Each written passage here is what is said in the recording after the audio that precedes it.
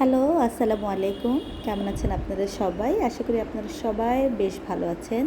আমিও আপনাদের দয়ায় অনেক ভালো আছি। আজকে আমি কাঁচা আমের আচার তৈরি করব।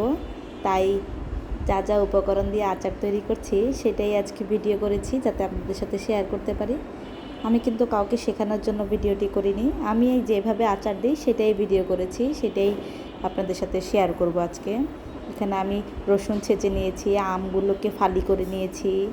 এখানে আমি 5 কেজি আচার দিয়েছি আমের।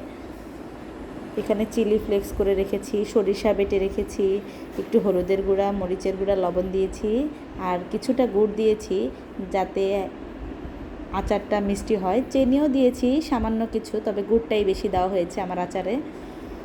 কে কীভাবে আচার তৈরি করেন আমি জানি না, তবে আমি যেভাবে তৈরি করেছি আমার ইচ্ছে হলো যে আজকে এই ভিডিওটাই করি এবং সবার সাথে শেয়ার করি। কার কার এই আমের সিজনে আচার দেওয়া হয়েছে প্লিজ আমাকে একটু কমেন্ট করে বলবেন। আর কে কে কীভাবে আচার দেন সেটাও একটু বলবেন। আমার যদি কোনো ভুল ত্রুটি হয়ে থাকে প্লিজ আপনারা ক্ষমা সুন্দর দৃষ্টিতে দেখবেন। কার কার বাসায় আচার দেওয়া হয়েছে একটু বলবেন প্লিজ। আমি তো আচারটা দিয়েই ফেললাম, ভাবলাম যে এখন দিব না পরে দিব, এরকম চিন্তা করতে করতে ভাবলাম যে দিতে যখন হবেই, আমের আচার যেহেতু সবারই পছন্দের একটা জিনিস, তাই দিয়েই ফেলি। আপনাদের ভাই আজকে আম নিয়ে এসেছিল, তো সেটাকে কেটে বেছে পরিষ্কার করে শুকিয়ে নিয়েছি যাতে আমের গায়ে একটু পানি না থাকে। আমি যতদূর জানি যে আমের গায়ে পানি থাকলে আচারটা নাকি নষ্ট হয়ে যায়, তাই আমটা ভালোভাবে শুকিয়ে নিয়েছি। আর এখানে সামান্য কিছু পাঁচফোড়ন দিয়ে দিচ্ছি তেলের মধ্যে। রসুনটাকে একটু ভেজে নিয়েছি সরিষার তেলে যাতে স্মেলটা আসে।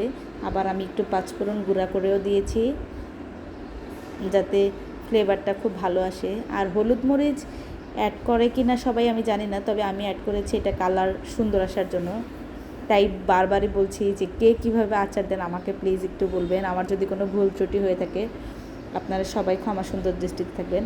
আমি জানি সবাই খুব ভালো রান্না করতে পারে, আচার দিতে পারে, কিন্তু আমি যেভাবে পেরেছি সেইভাবেই দিয়েছি, এমনকি সবার সাথে শেয়ারও করেছি। আমি সবসময় বলি প্রতিটা জিনিস ভিডিও করে শেয়ার করতে আমার কাছে বেশ ভালো লাগে। সারাদিন বাসায় যতটুকু কাজ করি ততটুকু ভিডিও করে রাখতে পারি না, তবে টুকিটাকি জিনিস আমি শেয়ার করি, ভিডিও করে রাখি যাতে আপনাদের সাথে শেয়ার করতে পারি। এখন আপনারা হচ্ছে আমার সবচেয়ে বড় বন্ধু, আপনারা হচ্ছে আমার একটা পরিবারের মতো। তাই যা যা কাজ করি এবং করছি তা প্রত্যেকটা জিনিসই আপনাদের সাথে শেয়ার করার চেষ্টা করি। কেমন হয়েছে আমার আচারটা প্লিজ কমেন্ট করে জানাবেন। আমার যদি কোনো ভুল ত্রুটি হয়ে থাকে আবারও বলছি ক্ষমা সুন্দর দৃষ্টিতে দেখবেন। ভালো থাকবেন, সুস্থ থাকবেন। আমার আচারটা তৈরি হয়ে গিয়েছে। আল্লাহ হাফেজ, আসসালামু আলাইকুম।